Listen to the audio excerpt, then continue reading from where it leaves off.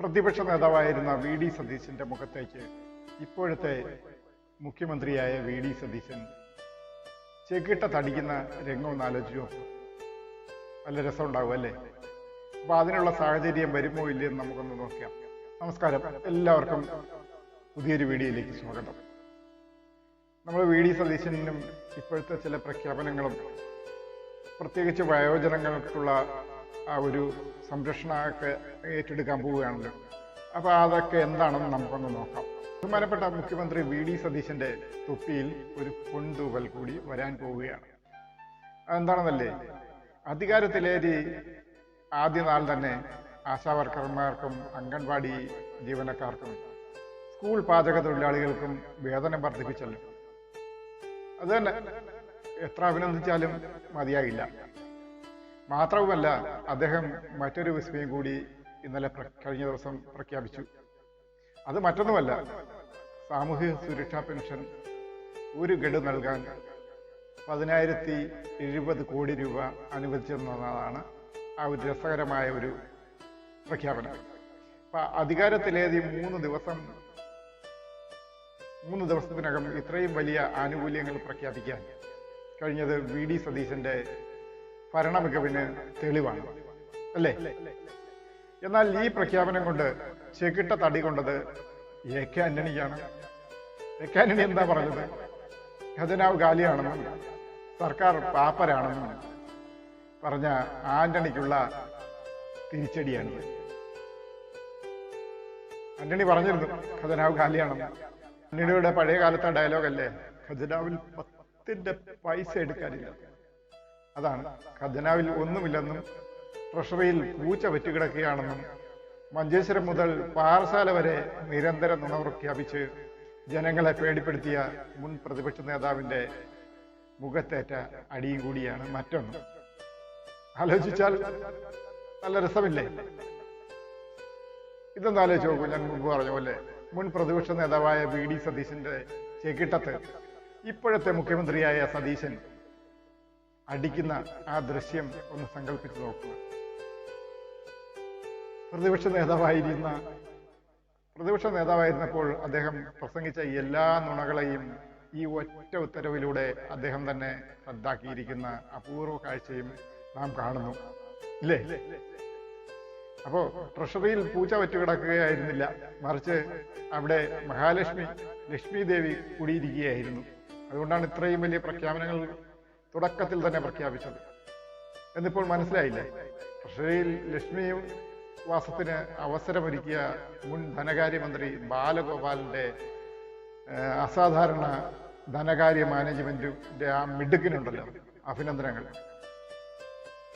അപ്പോ നുണകൾ ഈയാമ്പാറ്റകളെ പോലെ അത് പെട്ടെന്ന് ഇല്ലാതാവും. ഒറ്റ ദിവസത്തെ ഒരു ആയുസേ ഉള്ളതിനൊക്കെ. എന്നാൽ സത്യം സൂര്യശോഭയോടെ എല്ലാ കാലവും നിലനിൽക്കും. വയോജനക്ഷേമ വകുപ്പ് കൊണ്ട് വയോജനങ്ങൾക്കുണ്ടാകാവുന്ന പ്രയോജനം എന്താണ്? ആരെങ്കിലും ആലോചിച്ചിട്ടുണ്ടോ? സാമൂഹ്യനീതി വകുപ്പിൽ നിന്ന് വനിതാ ശിശുക്ഷേമ പദ്ധതികൾ അടർത്തി മാറ്റി ഉണ്ടാക്കിയതാണ് വനിതാ ശിശുക്ഷേമ വകുപ്പ്.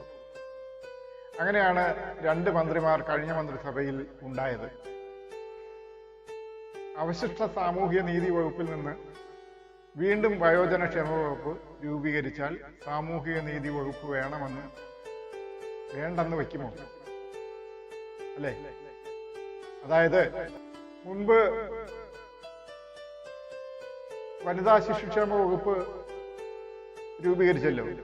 അപ്പൊ അതിന്റെ ബാക്കി വന്ന സാമൂഹ്യ നീതി വകുപ്പിൽ നിന്ന് വീണ്ടും വയോജന വകുപ്പ് രൂപീകരിച്ചാൽ സാമൂഹിക നീതി വകുപ്പ് വേണ്ടെന്ന് വെക്കുമോ? അപ്പൊ അതെവിടെ പോകും? കേന്ദ്ര ഗവൺമെന്റ് പാസാക്കിയ വയോജനങ്ങളുടെ സംരക്ഷണ നിയമം നടപ്പാക്കുന്നത് റവന്യൂ വകുപ്പും പോലീസും സാമൂഹിക നീതി വകുപ്പും ചേർന്നിട്ടാണ്.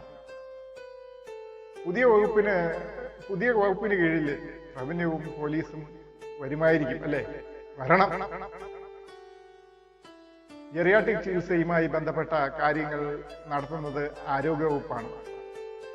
ഈ അധികാരം പുതിയ വകുപ്പിന് നൽകിയാൽ ആശുപത്രിയും ഡോക്ടർമാരെയും എവിടുന്ന് കിട്ടും? വയോജനക്ഷേമ പ്രവർത്തനങ്ങൾക്ക് സാമൂഹ്യനീതി വകുപ്പിന് ബഡ്ജറ്റ് വിഹിതമായി ലഭിക്കുന്നത് കേവലം 100 കോടി രൂപയാണ്. എന്നാൽ പ്ലാൻ ഫണ്ടിന്റെ 5% കുറയാത്ത തുക വയോജനക്ഷേമത്തിനായി തദ്ദേശ സ്വയംഭരണ സ്ഥാപനങ്ങൾക്ക് ലഭിക്കുന്നു. ഇത് ഏകദേശം 425 കോടി രൂപ വരും. ഈ തുക പുതിയ വകുപ്പിന് നൽകിയാൽ അത് അധികാര വികേന്ദ്രീകരണത്തിന്റെ മേലുള്ള കടന്നുകയറ്റമായിരിക്കും, അല്ലേ? തീർച്ചയായും അങ്ങനെ തന്നെയാവും.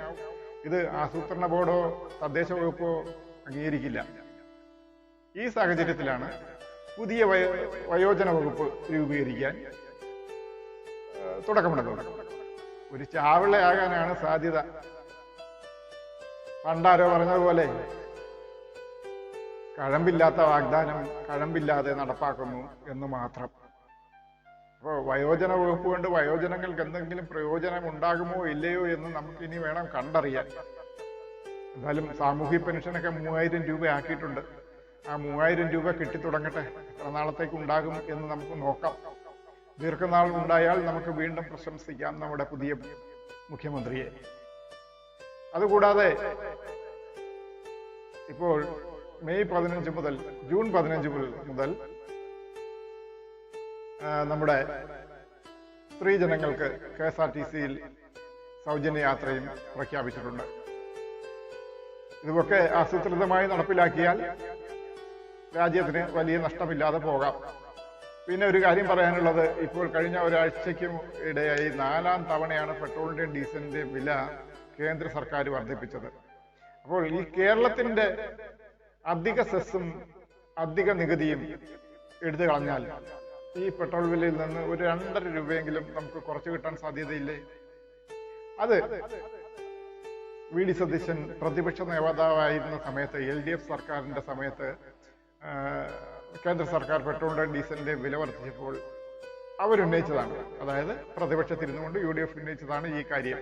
എന്താണ്?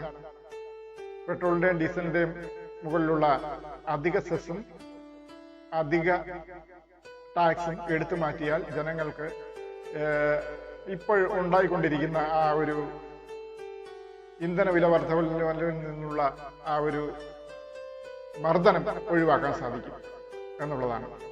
അപ്പോൾ അങ്ങനെ അതും എടുത്തു മാറ്റുമോ? പ്രതിപക്ഷ നേതാവായിരുന്ന സമയത്ത് പറഞ്ഞതാണ്. അതും ഈ പ്രാവശ്യം എടുത്തു മാറ്റുമോ ഇല്ലയോ എന്ന് നമുക്കൊന്ന് നോക്കണം. തീർച്ചയായിട്ടും പ്രതിപക്ഷ നേതാവായിരുന്ന സമയത്ത് പറഞ്ഞ കാര്യങ്ങൾ നേതാവായി വരുമ്പോൾ പാലിക്കേണ്ടതല്ലേ? തീർച്ചയായും പാലിക്കണം. പാലിച്ചാൽ നമുക്ക് നല്ലൊരു മുഖ്യമന്ത്രി എന്ന് നമുക്ക് പറയാം.